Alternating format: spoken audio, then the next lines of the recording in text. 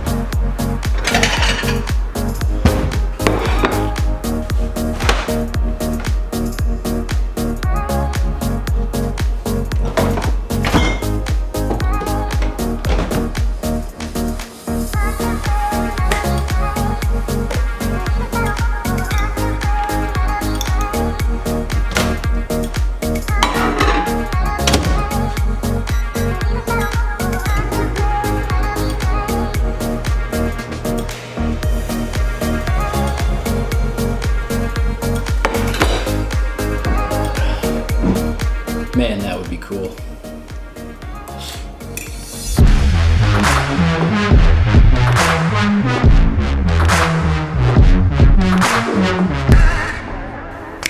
What's up, ladies and gents? All right, today we're talking about 2 ways to do some crazy cool line animations in Adobe After Effects. Now, there's good news and bad news. Which one do you guys want first? And I just realized nobody's gonna be able to answer that. So I'll give you the bad news first. Bad news is, it is time consuming. Doing this effect looks really awesome, as you saw in the intro, but it takes time to do. The good news is though, very easy. Super easy. In terms of all the After Effects crazy stuff you could do, this is among the easiest. And yes, it does take a while to do, but the amount of learning curve involved is literally nothing, so you can get right on your horse and make cool, crazy light animations before you know it. Now, before we get into the tutorial, for the glowing sort of like flames and crazy effects, you're gonna have to go over to Video Copilot and download a plugin for After Effects called Saber. Completely free. I will link it in the description below.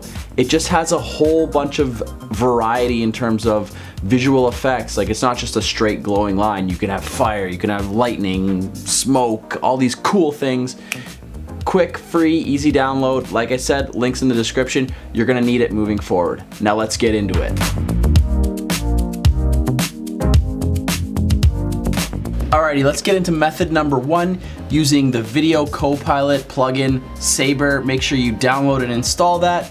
Link is in the description. Totally free, by the way. Okay, so we've got our footage in Adobe After Effects. You just import your footage, make a new composition. And there's a couple steps you have to follow, but I'm telling you, really straightforward, so we're just gonna bang this out real quick. So the way I have my After Effects set up, I've got my files in the bottom right corner. You're gonna right click underneath and go to New, Solid. Now, when you're pulling up a new solid, the default is gray. You're gonna wanna change that color to black. Here's why. Click OK, and you've got black over your footage. Now, you can't see anything, you don't know what you're working on, that's not gonna work. You're gonna right click that layer, go to blending mode, and screen. Once you change it to screen, you've got full view of everything underneath. Perfect. If you do it gray, it's gonna gray out your footage. So change it to black, and now we've got a surface to work on. The next thing we're gonna do is go up to the top here and hit this pen tool, which is also G on the keyboard. Doing this is gonna create a mask, which we'll need later on when we're dealing with the plugin. So let's zoom in, and for the sake of what we're working on, let's say I wanna highlight the hat. So what I'm gonna do is draw a mask all the way around the hat. Okay, now we've got a mask around the hat. Here's what we're gonna do. We're gonna go to the right side under Effects and Presets. If you've installed Saber, you can type in Saber and it'll come up. All you're gonna do is drag it onto that black solid layer, boop, and that lightsaber is gonna come up right down the middle. Doesn't look right, right? Don't worry, we're getting there. On the left side here, did I say right before? I meant left side. On the left side is where I have all my footage. Okay. Whew. So on the left side, you've got your effect controls right here, and you can see Saber, Enable Glow, Glow Color.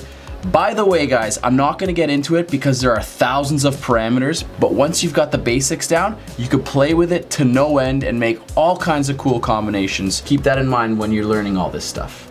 I'm not gonna coach you through that because like it's just trial and error. Play with it, what works, what doesn't, what do I like, what do I not like.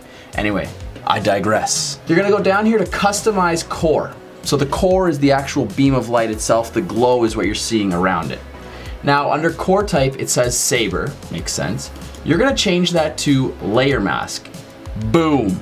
Just like that, it's outlining whatever mask you've applied to this. So in our case, I traced my hat, now it's an outline. Cool thing about saber now is if you want a glowing line, it's already there. You can play with the sliders, make it glow more, make it glow less, but you can do some awesome stuff. For example, there's a whole drop down of wicked effects and you don't even have to do anything to them. That's the beauty of it. It's just there on its own. Electric, for example. Look at that. We've got a crazy electrical field around the hat. Let's just play that back, see what it looks like. Damn, that is cool. So you can pick and choose from any of them. One of the things that I like to take a look at too is down at the bottom here, you've got your render settings, alpha mode, disabled.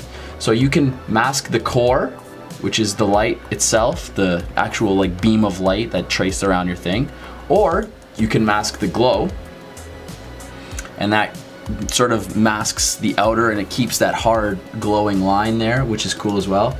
Or you can enable mask and it'll do both. This is really cool if you want your beams of light to look like they're inside an object or surrounding it. So right now it looks like it's inside the hat. If we click invert mask, boom, it's on the outside of the hat and my hat looks like it's glowing. It's pretty badass looking. You can also animate these lines. And again, I'm not gonna go too far into detail because it's just, you know, drop down, make a keyframe, and you just play with the parameters that are in the Saber plugin. For example, just a quick one here. You've got your start and stop offset. So we're gonna drop this down, open up effects, Saber, and you can see all of the same features that are on the upper left are now down here on our timeline so we can make keyframes to make things happen. We're gonna open up the customize core, and here's what you're gonna play with. Start offset, this is really cool. So if you make a keyframe at the beginning here, start offset, let's go to the beginning of the footage.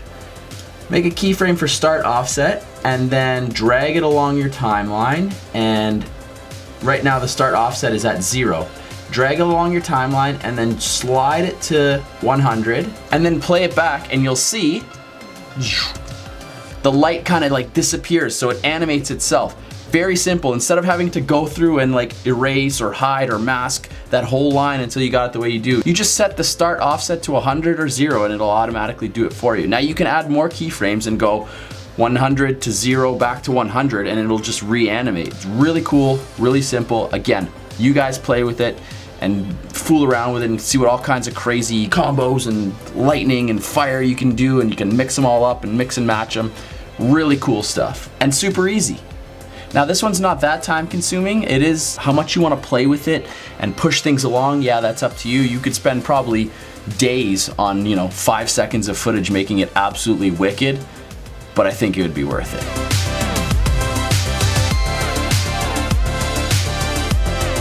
Now, moving on to option number 2.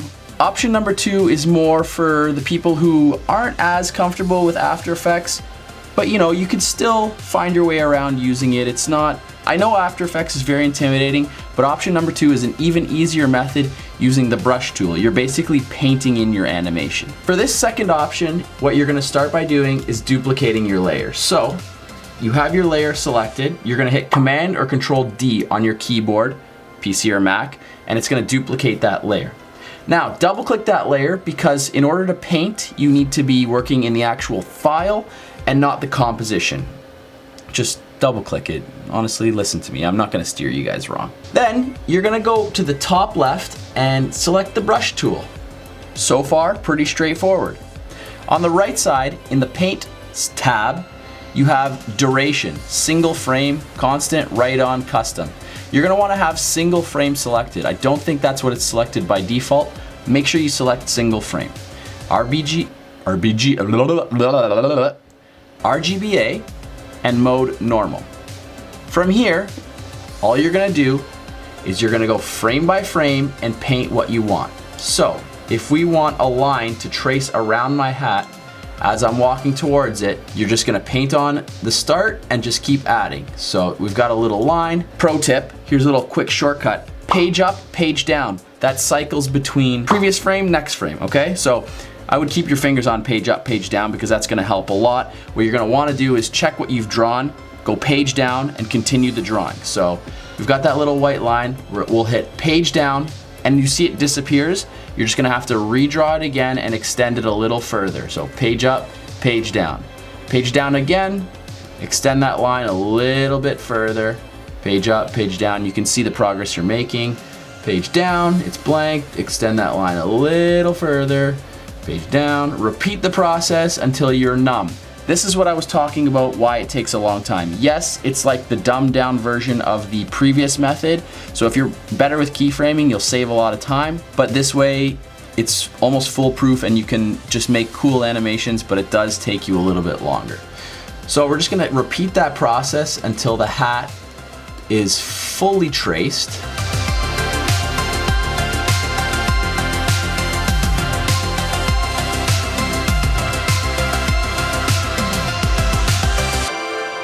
All right, so now that our hat is fully traced, we can play that back and you can see what it looks like. It's a really quick animation. Zoop. So it just traces the hat. It's kind of got that like shaky sketch feel to it, but it's not glowing like the rest of it. So if you wanted to do that as an animation where just the white lines trace around an object, or they could be like moving around your arms or around your body, or if there's like a quick motion you can shoot out and stuff like that, get creative with it. If you want to do that, you're set. All you do is export the footage. Done. Now, it doesn't glow like the rest, so we're gonna add a little bit of glow to this one. Unfortunately, we don't have the freedom that we did with the saber effect, but there is a halfway solution. At the upper left side, where you effects and presets where you typed in saber, now you're gonna type in glow. And all you're gonna do is drag glow onto that layer that you just drew on. Now you'll notice that everything is kind of blown out. We don't want that. So in the effect controls, under paint, you have a little checkbox that says paint on transparent. Select that, boom, everything except for what you've painted with the paintbrush disappears, and now you can just adjust the settings as per your liking. If you go down, you can add more glow, less glow, and here's what I like to do. Under glow colors, it says original colors. We don't want that because it's just white. If you're going for a white glow, you don't have to do any work, it's done for you. But let's say you want to change it. So you're gonna go A and B colors, and if you go down a little bit further, I'm sure you guys, if you're following along, you've already seen this. I don't know why I'm pointing it out like it's hidden. It's right there, color A and color B. So we want our glow to be, let's say red in this case, that DM red. Woo, love it, okay? So you can see by changing color A, the actual glow around the hat has adjusted a little bit. It's got like this faint little red glow. We're gonna change color B to red as well. Again, you can play around, mix and match, do your own thing, mix red and blue and green and yellow, whatever you want. Now you can see it's still primarily white with just a little bit of red. That can be fixed by changing the amount of glow, the glow radius, how fine it is or how bright it is, and the glow intensity. So if we bring that intensity right up, she's glowing now, I'll tell you. We're gonna play that back. Cool, all right. And that's step number 2. Once you're happy with the glowing and tracing that you've done, again, you're not limited to like just tracing objects. You could actually create animations like a spider web shooting out of your hand if you're pretending to be Spider-Man, or like a crazy pattern that appears on your shirt. It's all in your hands to be as creative as you guys possibly can be. I'm just giving you guys the tools to get there. If there's a piece of wood in front of you with a nail, I'm just giving you the hammer. You gotta nail it. You gotta nail it, and I'm sure you will nail it. That's all there is to it, folks. Again, push it as far as you want. If you found it helpful, comment down below. Dan, I loved it. If you have any questions, comment down below. Dan, I have questions. I'll try to answer them. Like the video, hit that subscribe button if you are not already subscribed, so you can join the DM gang. Is that a thing? DM gang? Well, we'll make it a thing. DM gang. So you can join the DM gang, and I'll catch you guys in the next video. Love ya! It's super easy. For the record, guys, that like minute introduction took like 8 hours for me to do. I'm not proud of it, but it's the truth. It's gonna take a while, but you guys could get really good at it and then just crush like a half-hour video in 15 minutes because you're a beauty like that. I believe in you. And now I'm just ranting.